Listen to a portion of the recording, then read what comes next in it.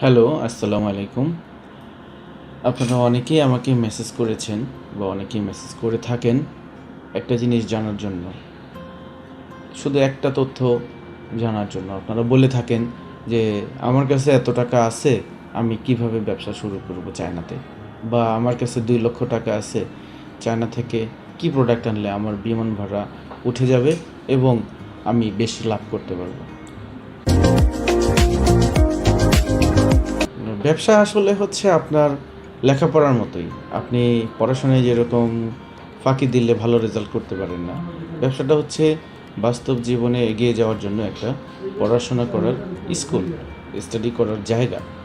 এখানে আপনি এইভাবে বললে হবে না যে, কি প্রোডাক্ট আনলে আপনি ভালো ব্যবসা করতে পারবেন, এই বুদ্ধিটা অন্য কেউ আপনাকে দিবে। প্রত্যেকটা লোকের দৃষ্টিভঙ্গি এবং প্রত্যেকটা লোকের মাথার বুনন আলাদা। প্রত্যেকটা লোকের ব্রেনের বুনন আলাদা। আপনি যদি চায়নাতে আসেন, তাহলে ১ম এ যে জিনিসটা দেখতে পারবেন, সেটা হচ্ছে আপনার মাথায় যা কাজ করতেছে, অন্য আরেকজনের মাথায় হয়তোবা সেটা কাজ করতেছে না। আপনি হয়তোবা কনস্ট্রাকশনের ব্যবসা করেন। অন্য আরেকজন হয়তোবা মোবাইল ফোন অ্যাক্সেসরিজের ব্যবসা করে। উনি হয়তোবা কম্পিউটারের পার্টসের ব্যবসা করে, আপনি হয়তোবা গার্মেন্টস অ্যাক্সেসরিজের ব্যবসা করেন। তাই একেকজনের অভিজ্ঞতা একেক রকম হবে। আপনার অভিজ্ঞতার আলোকে আপনি চায়নায় এসে যে প্রোডাক্ট নিয়ে কাজ করলে ভালো হবে। চায়নাটা হচ্ছে একটা বিশাল সমুদ্র। এখানে আপনি আপনার অভিজ্ঞতাকে কাজে লাগিয়ে ব্যবসা করবেন। যেমন আপনি এখানে যদি আপনার অভিজ্ঞতা থাকে গার্মেন্টস অ্যাক্সেসরিজে অথবা ফেব্রিক্সে, আপনি আসার পর আপনি ওই রিলেটেড কাজগুলো করবেন, ওই রিলেটেড সাপ্লায়ারের সাথে ওঠা বসা করবেন এবং এই রিলেটেড ব্যবসা যারা বাংলাদেশে করে তাদের সাথে যোগাযোগ করবেন। হ্যাঁ, এটা করার পরে আপনি যার সাথে কথা বলছেন সে হয়তো আপনাকে একটা হেল্প করতে পারে। সেটা হচ্ছে পেমেন্টের ব্যাপারে। পেমেন্ট আপনি কিভাবে দিবেন, এলসি কিভাবে ওপেন করবেন, কিভাবে মালটা শিপমেন্ট করতে পারবেন। কিন্তু আপনাকে আপনার টাকা আছে, আপনাকে ব্যবসা শিখাই দিবে। শিখাই দিয়ে আপনি শুধু লাভ করবেন আর ঘুমাবেন, এরকম কোথাও নাই। আপনাকে স্টাডি করতে হবে। স্টাডির কোনো বিকল্প নেই। ধরেন আপনি চায়নায় ১ম বার আসলেন। ১ম বার আসার পরে আপনার বিমান ভাড়া খরচ হলো ৳৪০,০০০ এবং থাকা খাওয়াতে আরও ৳৪০,০০০ খরচ হলো। এই ১ম বার খরচটা আপনাকে উঠানোর চিন্তাভাবনা থাকতে হবে এবং এই চিন্তাভাবনা যখন থাকবে, তখন আপনি নিশ্চয়ই দেখবেন যে আপনার কোন প্রোডাক্টটা নিয়ে সোর্সিং করলে, ব্যবসা করলে আপনি সামনে এগিয়ে যেতে পারবেন এবং কতটুকু মাল পাঠালে আপনার এই বিমান ভাড়াটা উঠবে। এটা আপনাকে ক্যালকুলেশন করে বের করতে হবে। আরেকটা উদাহরণ দিচ্ছি।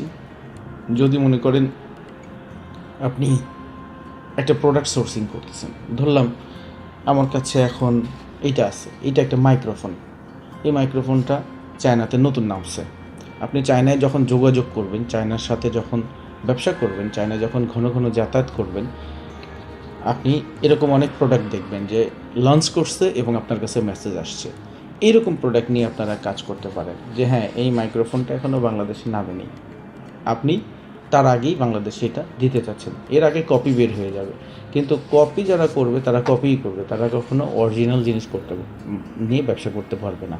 অরিজিনালটার যে ডিমান্ড এটা সারা জীবন থেকে যাবে এবং এটার ব্র্যান্ড ভ্যালু সারা জীবন থেকে যাবে। আপনি এই টাইপের ব্যবসা হতে পারে একটা তালা। আপনি একটা তালা নিয়ে ব্যবসা করতেছেন। বাংলাদেশের বাড়িওয়ালাদের জন্য তালা এবং সিকিউরিটি সিস্টেম মেইনটেইন করা একটা অত্যন্ত লাভজনক ব্যবসা হতে পারে। কিন্তু যেহেতু আমাদের দেশের বাড়িওয়ালাদের ইনকামের সমস্যা নেই, একটা সুন্দর ইনকাম তারা প্রতি মাসে পাচ্ছে, এজন্য তারা এটা নিয়ে চিন্তা করে বা করতে চায় না। কিন্তু আপনি এটা নিয়ে চিন্তা করে তাদেরকে একটা ভালো সলিউশন দিতে পারেন। তালা একটা সুন্দর কিনে কেন তালাটা ৳১৬,০০০ হতে হবে? আপনি ৬,০০০, ৭,০০০, ১০,০০০ মধ্যে দিতে পারছেন না কেন? এবং একেবারে এআই স্মার্ট লক হতে হবে কেন? এআই স্মার্ট লকের আগের কয়েকটা ভার্সন থেকে যান। যেহেতু চায়না এখন পর্যন্ত যতগুলো প্রোডাক্ট লঞ্চ করেছে সেগুলো তারা নিজেরা ব্যবহার করছে। তা আপনারা লঞ্চ করতে না পারেন, বাংলাদেশে প্রোডাক্ট তৈরি না হতে পারে, কিন্তু আপনি তারা যেভাবে প্রথমে একটা আগের মডেল ব্যবহার করছে সেটা বাংলাদেশে ৩০ বছর পর হয়তো বা ব্যাকডেটেড হবে। এখনও ব্যাকডেটেড হয়নি। চাইনিজরা যে সমস্ত ব্যাকডেটেড আইটেমগুলো তৈরি করেছে, যে ব্যাকডেটেড আইটেমগুলো এখন চায়নায় চলে না, এটা আপনি আপনার দেশে নিয়ে ট্রাই করেন। এটা খুব কম দামে পাবেন এবং বাংলাদেশে এখনও ব্যবহার শুরু হয়নি। তারপর তালার সাথে যে স্মার্ট গোল গোল রিং থাকে, এই রিংগুলো টাচ করলে তালা খুলে যাবে। তো এগুলো 4-5 হাজার টাকার মধ্যে আপনি বাংলাদেশে দিতে পারবেন, এবং এটা repairing service, after sale service এটা করতে পারেন।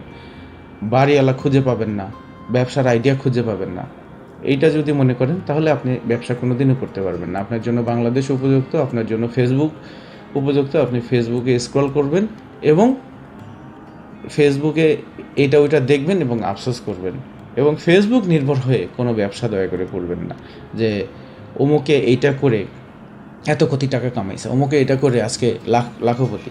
আপনি যেটা করবেন সেটা হচ্ছে আপনি যেটা জানেন ওইটাকে ডেভেলপ করেন। আপনার একটা স্কিল ডেভেলপ করতে হবে।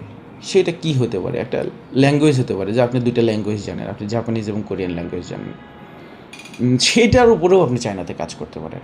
ধরেন আপনি জানেন, আপনি ধরেন যে মার্শাল আর্ট জানেন, আপনি ওইটার উপরে চায়নাতে কাজ করতে পারেন। ধরেন আপনি মোবাইল ফোনের ডিসপ্লের বিজনেস পারেন, আপনি ওইটার উপরে কাজ করবেন চায়নাতে, নতুন করে কিছু শিখতে যাবেন না।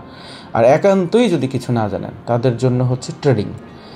রাস্তায় ঘুরবেন, চায়নার প্রত্যেকটা অলিতে গলিতে ঘুরবেন, প্রোডাক্ট দেখবেন, ওইটা দিয়ে আপনার পরিচিত লোকজনদেরকে মেসেজ পাঠাবেন, এই প্রোডাক্টে আমি এত টাকায় দিতে পারছি। এখন আপনার পরিচিত লোক এরকম হতে হবে যে লোকটা ওই প্রোডাক্টের বিজনেস করে এবং ওই প্রোডাক্টটা চাচ্ছে এবং চায়নায় আসতে পারতেছে না। এরকম আপনার আশেপাশে 200-300 লোকের লিস্ট করেন, তাহলে আপনি ব্যবসাটা করতে পারবেন। এরকম না যে আপনি বললেন আপনার টাকা আছে, টাকা সবার আছে, মেথর, মুচি, ঝাড়ুদার সবার হাতে টাকা আছে, টাকা থাকলেই ব্যবসা হয় না। ব্যবসা করতে গেলে 3-4টা জিনিস আপনাকে মেনে নিতে হবে। একটা হচ্ছে আপনাকে ঝুঁকি নিতে হবে, মেধা ও শ্রম দিতে হবে 2 নম্বর।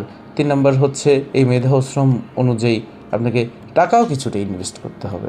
এটা এখন ব্যবসা আগের মতো নাই, ব্যবসা এখন পড়াশোনার ক্ষেত্রে চলে গেছে। ইটস এ প্রোডাক্ট, ব্যবসা হয়ে গেছে একটা প্রোডাক্টের মতো। আপনি এই প্রোডাক্টের পিছনে যত ইনভেস্ট করবেন আপনি তত টাকা ইনকাম করতে পারবেন, এবং আপনি হিসাব করে বের করবেন। আপনি যেমন আপনার বাসার বিদ্যুৎ অফ করে দিয়ে যান বাসা থেকে বের হওয়ার সময়, এরকম হিসাব করতে হবে ব্যবসাতেও যে আপনি কয় টাকা খরচ করতেছেন, কয় টাকা ইনকাম করতেছেন, কয় টাকা আপনি রিইনভেস্টমেন্ট করবেন, বিজ্ঞাপনের পিছনে কত টাকা খরচ করবেন। আপনি অন্যের বাড়িতে যখন খেতে যান তখন যেমন হিসাব করেন না, ব্যবসায় আসলে এটা করলে চলবে না। ব্যবসায় আপনার হিসাব আপনাকে করতে হবে, আপনি বিপদে পড়লে কেউ আপনাকে হেল্প করবে না। তো এই ছিল আজকের টপিকস। এরকম টপিকস যদি আপনাদের ভালো লাগে কমেন্ট বক্সে জানাবেন, এবং এটার উপরে নির্ভর করে আমরা কিছু প্রোডাক্ট সোর্সিং করে সেটার ছবি টবিও দিতে পারবো। ভালো লাগলে শেয়ার করবেন এবং আমাদের সাথে থাকবেন এরকম ভিডিও পাওয়ার জন্য। ধন্যবাদ সবাইকে, ভালো থাকবেন।